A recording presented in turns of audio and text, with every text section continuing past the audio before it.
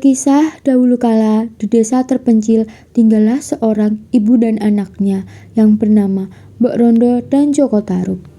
Mereka hidup sederhana dan saling menyayangi satu sama lain. Namun kebahagiaan tersebut sirna ketika Mbok Rondo mengalami sakit-sakitan. Kamu kan sudah dewasa, sudah saatnya mempunyai istri. Ibu sudah tua, udah sakit-sakitan, sudah saatnya. Ibu jangan berbicara seperti itu.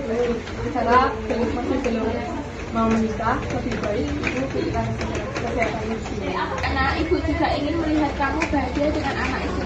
Ya bu, jangan dibahas. Kalau aku menikah siapa lagi yang mau merawat?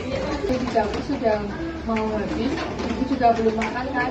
Joko pamit dulu mau pergi ke hutan. Baiklah nak, hati-hati, kamu sudah harus pulang seperti dia. Baiklah bu. Pergilah Joko ke hutan. Setelah Joko mendapatkan kayu yang cukup, dia ingin segera pulang, mengingat ibunya sendirian di rumah. Hari demi hari telah dilewati, namun kesedihan Joko tidak kunjung usai setiap hari. Dia sering melamun, meratapi nasib yang sekarang ini yang dia rasakan.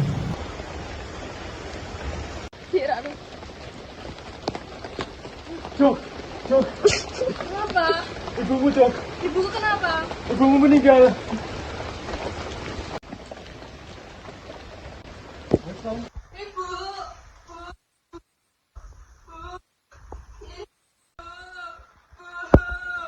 Ibu, Yang sabar ya, Jok.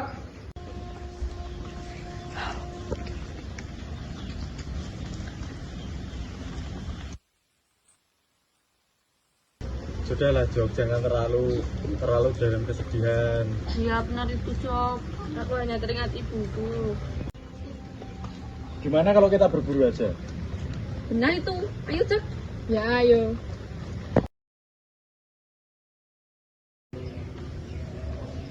Tunggu sebentar. Sepertinya ada suara wanita di sekitar sini. Ya benar saja, ini di tengah hutan. Aku tidak sedang bercanda. Tidak melihat apapun. Aku juga. Ayo coba kita cek dulu.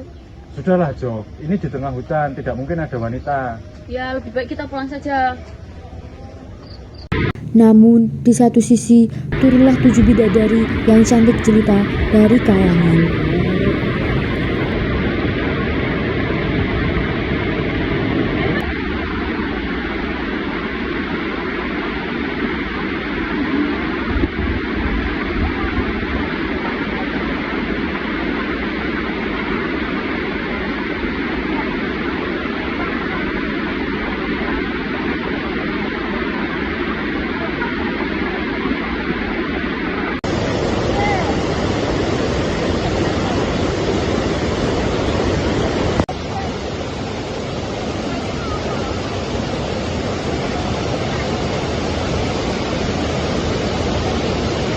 Joko Tarub akhirnya memberanikan diri untuk pergi ke arah sungai. Setelah sampai, Joko Tarub berjalan mengendap-endap sembari bersembunyi di bebatuan.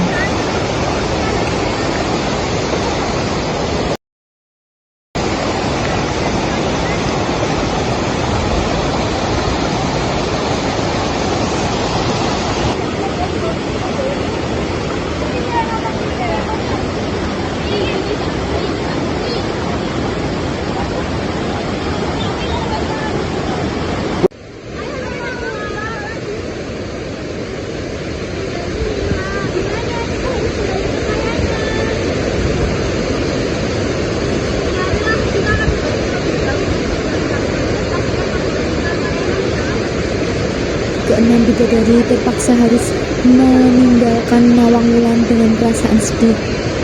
Tak berselang lama, Joko Tarub menghampiri Nawangwulan yang sedang memandang kosong ke arah sungai karena kehilangan selendang.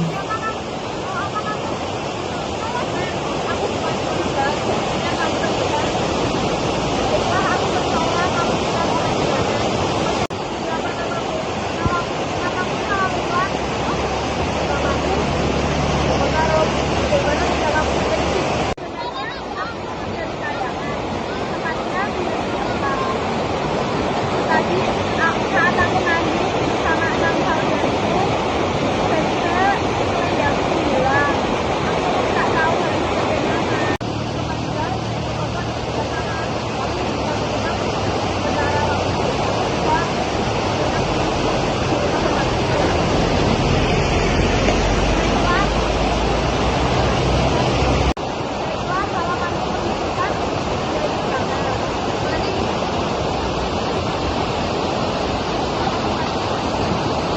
Setelah beberapa bulan, ternyata Nawang Wulan mulai nyaman dan terbiasa tinggal di bumi. Tak disangka, ternyata ia mempunyai rasa pada Joko Tarub, dan begitupun sebaliknya. Aku senang sekali di sini. Benar kau, Wulan?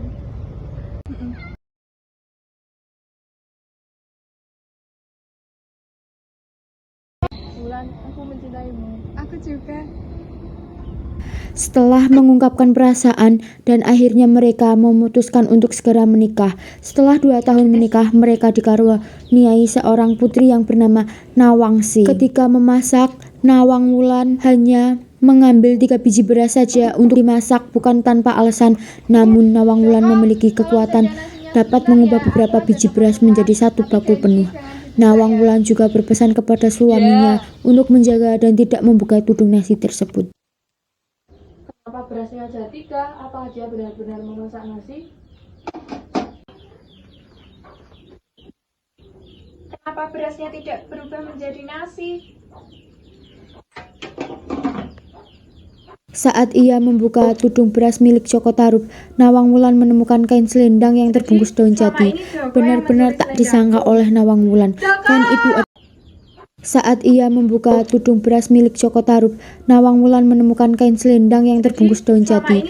Benar-benar tak disangka oleh Nawang Wulan. Kain itu adalah kain selendang Nawang Wulan yang bertahun-tahun hilang, hingga akhirnya ia pun menyadari bahwa ternyata yang mencuri selendangnya selama ini adalah Joko Tarub, suaminya sendiri.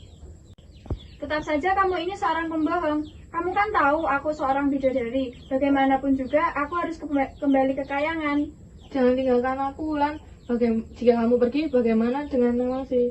Apapun alasan kamu saat ini, tidak akan pernah aku maafkan. Dan untuk Nawangsi, kamu tidak perlu khawatir. Aku akan tetap menjalankan kewajiban seorang ibu. Bawa dia ke tepi sungai di saat pertama kali kita ketemu. Tinggalkan dia di sana, tapi ingat, jangan pernah temui aku lagi. Dengan selendang yang baru ditemukannya, Nawang Wulan pergi jauh ke kayangan. Ia pergi meninggalkan anak dan suaminya, sementara Joko Tarub kembali merasakan kehilangan.